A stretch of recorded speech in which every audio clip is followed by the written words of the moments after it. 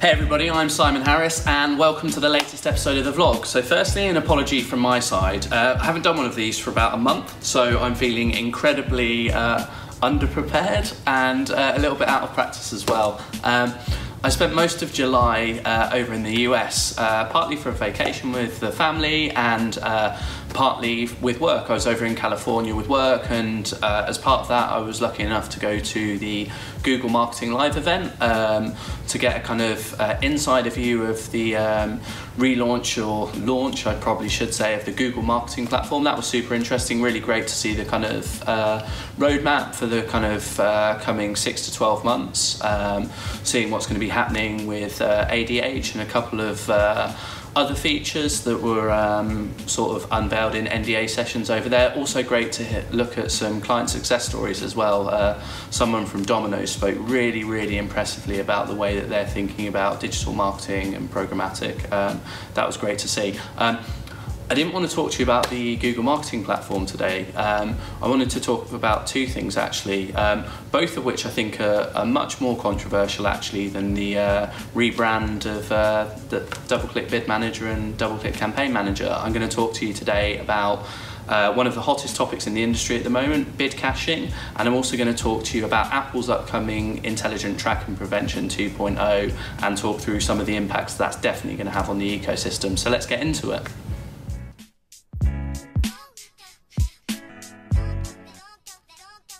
Okay, so what is bid caching and why is it the talk of the town this week? Bid caching is the process through which you take an unsuccessful bid from auction A and inject it into auction B. It's well known now that Index Exchange were found out to be doing this through one of their competitors, OpenX, who were working in conjunction with a highly respected ad tech consultancy called Jounce. I think the entire ecosystem has been incredibly damning of this, and everyone said that it doesn't meet the kind of bar of transparency that we all require in the ecosystem today. Index initially came out and said that they were using this feature in latency constrained environments, so I guess a mobile web impression on a poor 3G connection would be a good example of that. It does create some challenges, some modest brand safety risk, and I say modest because I think it's pretty well documented now that bids were being cached only if it was the kind of same user, same session, same domain. It's not without challenges, so obviously I'm not trying to trivialize that, but maybe not quite as big as it's been made out to be in the trade press. It creates some really big concerns actually around frequency management, because obviously if you don't win via Index in auction A, you win via one of their competitors, let's say for the sake of arguments Rubicon, and then there's another auction, auction B, where Index injects your previous bid into that auction and you're successful there. Let's say you have that auction happens a minute later and you have a 1 per 30 minutes frequency cap on. Obviously you've just gone over that through no fault of your own, and I think that has some real implications for the effectiveness of programmatic campaigns. As I said, I think Index have recognised that this doesn't meet the kind of transparency requirements of the ecosystem. I think also they regret not being more open about what they were doing and why. Andrew Casale's come out and spoke about that in public. Now, I think what's needed here is some discussion around what we actually do as an ecosystem in high latency environments. So, publishers have a need to effectively monetize that inventory. I think everyone agrees that this isn't the right solution, but I think everyone agrees that that's something that needs to be solved for. What I would also say as well is this isn't the first time that we've seen this type of behaviour. It's Index, being hauled over the coals now, and probably rightly so.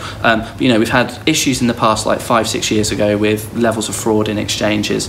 We've had issues with non-disclosed buy-side fees. We've had issues with shadow first price auctions run, bidders being pinged by the same SSP multiple times to try and draw out a higher bid. So all of these things that we know are going on, and this is a continuing theme. So I think what's really needed is the kind of three sides of the ecosystems coming together. So the buy side, the sell side, and the kind of ad tech side of things, everyone coming together and defining not just what's technically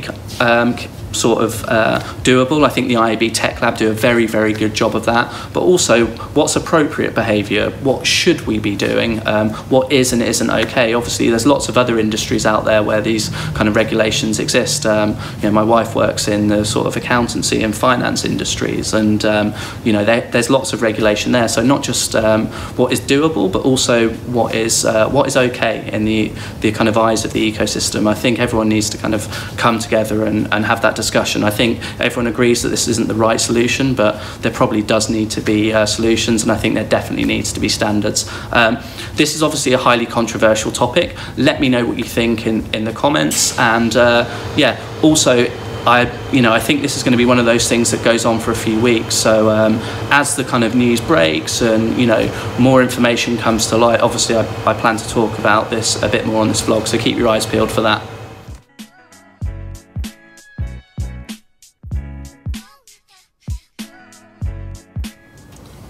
Okay, so all of you know what bid caching is now. What is Intelligent Tracking Prevention 2.0? So it's an iteration of a product that launched in Safari last September in fact, in line with the new iPhones, of which this vlog is shot on one of them.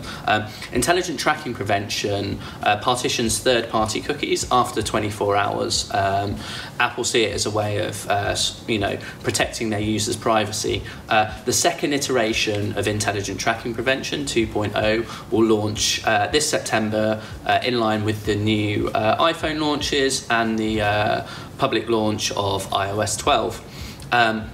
It's a much more aggressive iteration of the product. There's no longer a 24-hour grace period, and what that means is third-party cookies are basically partitioned automatically, and lots of people are fairly unaware of this, but it's going to cause real and significant problems for attribution, which works on third-party cookies. They're literally not going to work anymore. You're going to have to set a first-party cookie, which is, without getting too into the weeds, not without challenges in and of itself.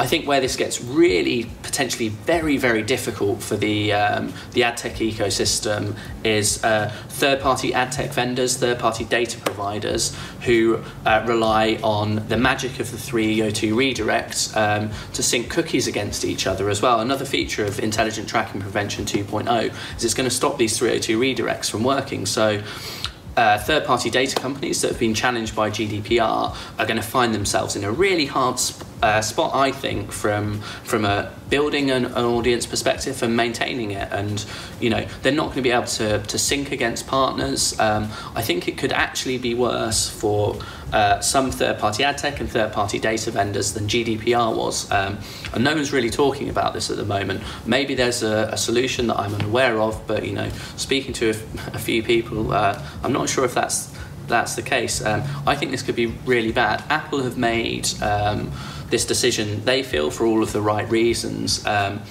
Some people say this is a way for them to kind of compete or throttle some of the spend going into their competitors, so the Facebooks, Amazons, Googles of the world.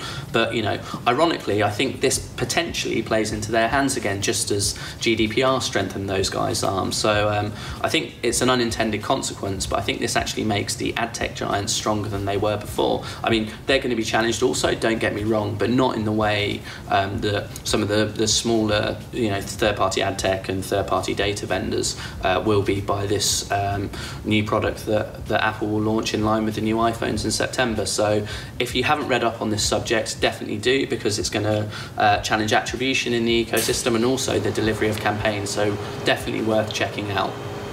Okay guys, that's it from me for now. Don't forget, if you've enjoyed this episode of the vlog, please hit like, or if you've loved it, hit subscribe, as they say. Apologies, this one's been a bit janky. It's the first vlog that I've done in a couple of months. Let me know what you think on the index situation, right? I think there's lots of very angry people at the moment, but let me know your thoughts specifically on whether or not you think that there should be room for coming up with like a set of standards for, you know, how we operate. Some governance, not just around what's technically possible, but also what's appropriate for the ecosystem, whether or not that needs to be kind of codified. Let me know also what you think about Intelligent Tracking Prevention 2.0. I think that's going to have a massive impact on attribution, third-party ad tech companies and third-party data vendors. No one's really talking about it at the moment, so it'd be great to kind of see a debate spring up around that topic, as well as bid caching, which I'm sure is going to be the kind of talk of the town for kind of weeks to come. Thanks for your patience. It's the first vlog that I've done in a couple of weeks, or probably actually even in a month, so sort of really appreciate you bearing with me and getting this far. The next one will be better, I promise. Let me know if there's any topics in particular you want me to cover. Hope you've enjoyed this one, and I'll see you next time around. Bye-bye.